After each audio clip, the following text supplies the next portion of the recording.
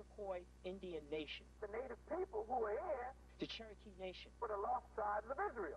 We're not from Africa, and that in fact this is our land. The native people who are here. Iroquois. The native people who are here. The Cherokee. The native people who are here for the lost tribes of Israel, which is this Moorish or Israelite history, a black history. We're not from Africa, and that in fact this is our land. A black history.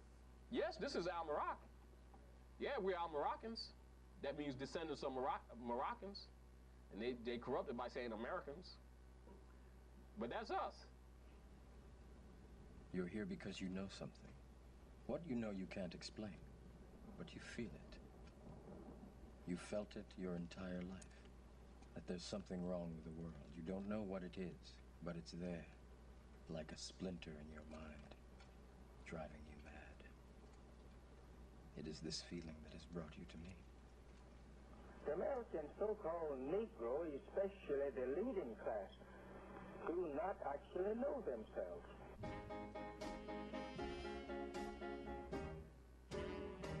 Oh, yes, I'm the great pretender, pretending that I'm doing well. The fact is not new. The fact is ancient. You cannot be other than who your ancient mothers and fathers are. I don't care how much you fake it and how many generations you pass that fraud down on your babies. All you're doing is casting them in hell. Our violations of those divine principles cause our fall.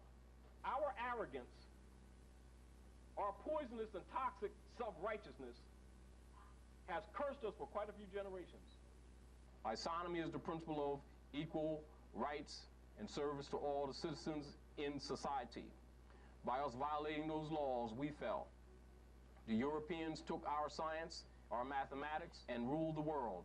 We took on his idol god, religions, and fell. That's what your problem is. These, I'm giving you different points of history so that you can look into them and see yourself and see the motives of how you got where you are.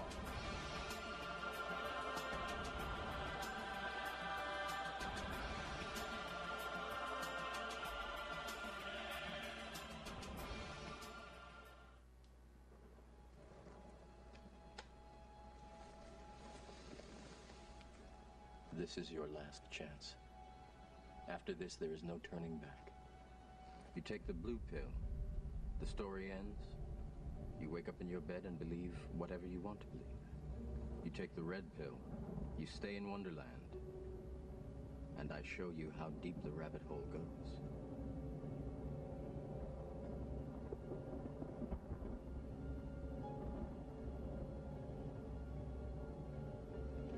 Remember, all I'm offering is the truth, nothing more.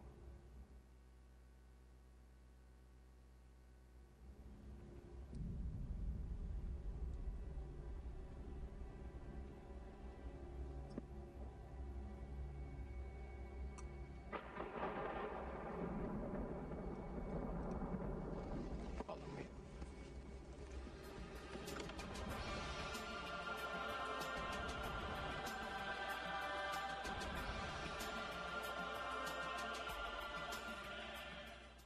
Who is God? Who is God? We all talk about him. Certainly, we love him. We bear witness that he is the greatest. We live in his universe. There is nothing to compare with it. So certainly, there is nothing to compare with him. But who is he? We want to know our Creator. We want to know God, who answers to many names.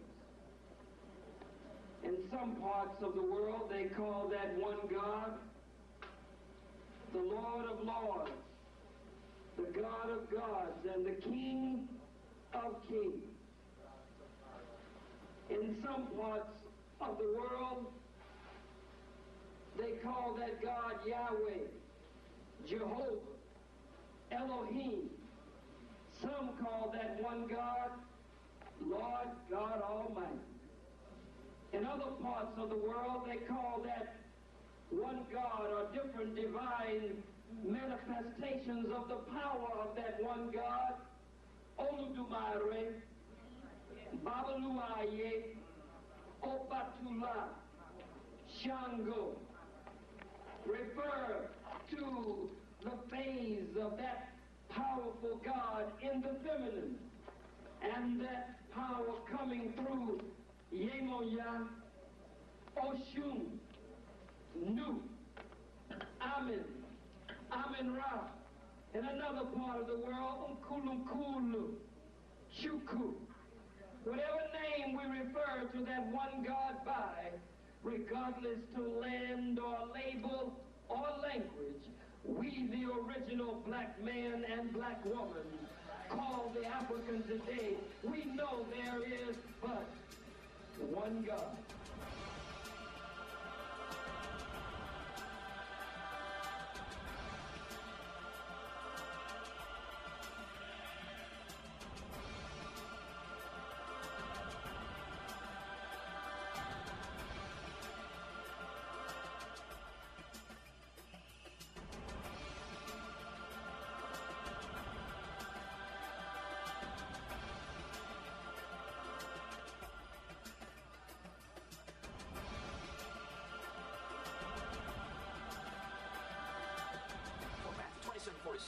Says, Eli, Eli, lama sabachthani. Eli, Eli is my God, in Hebrew.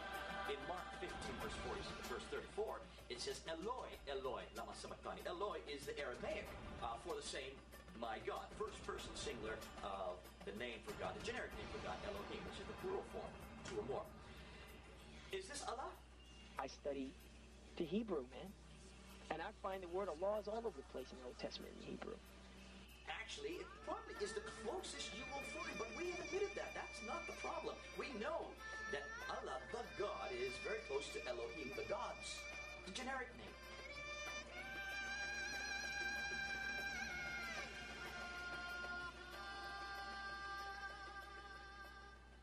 A good book did not arrive by facsimile from heaven. The Bible, as we know it, was finally presided over by one man, the pagan Emperor Constantine. I thought Constantine was a Christian. Oh, hardly. No, he was a lifelong pagan. That's the only way you want to learn what's true. Read your black history, read your Bible, and everything else that is available that tell you about history. Most people do not know that the first time that the Old Testament was written down was in Egypt. 285 BC, under a pharaoh called Ptolemy Philadelphia. Now, it's interesting that you get this place named Philadelphia. 285 BC was the first time that the Bible was written down. Prior to that, there was no Bible, except oral tradition. I know you don't believe that, because you taught that Moses received the 5 books. That's why. You can verify it right in the Bible. Because he didn't write about his own death, which is recorded in Deuteronomy. Hebrew was not even a language when the biblical scholars say that Moses lived. And when we find out who Moses really was, then we understand where and why there's so much confusion. Well, let me provide you with a little bit more evidence for my thesis today. One of the basic tenets of Judaism doctrines is found in the so-called first book of Moses. Now, y'all know we've been taught that Moses had 5 books. Right? Those of you who are trained in Sunday school, what are those 5 books called? Start with a P. The Pentateuch, 5 books of the law. And they told us that Moses wrote this stuff. Moses ain't wrote squat. I know you don't believe that. You know why? Moses never existed. They made up the name Moses from a great pharaonic Egyptian king known as Menkapen-Ra Tahuti Mase. Changed his name to Thutmoses. Come on. And they took Moses and got rid of the thought.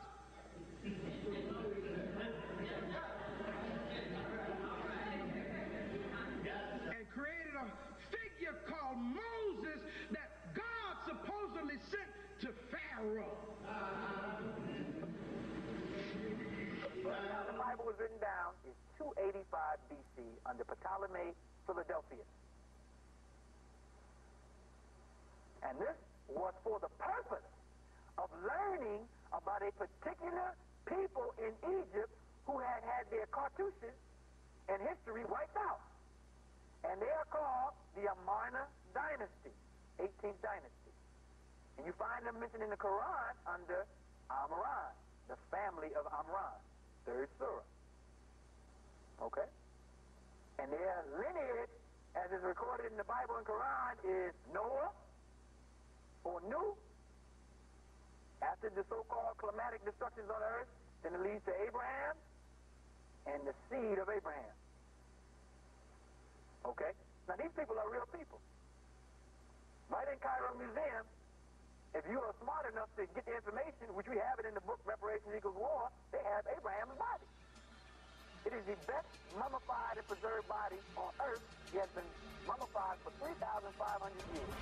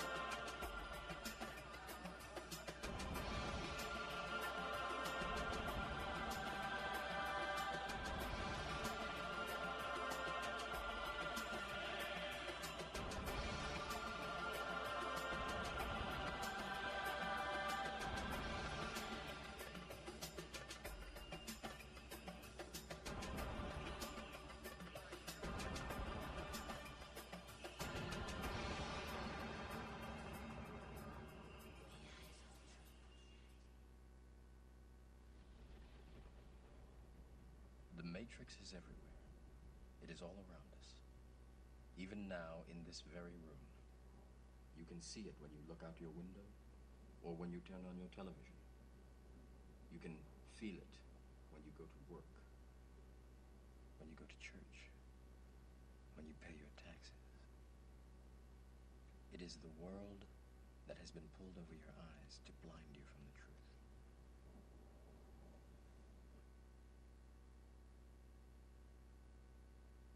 She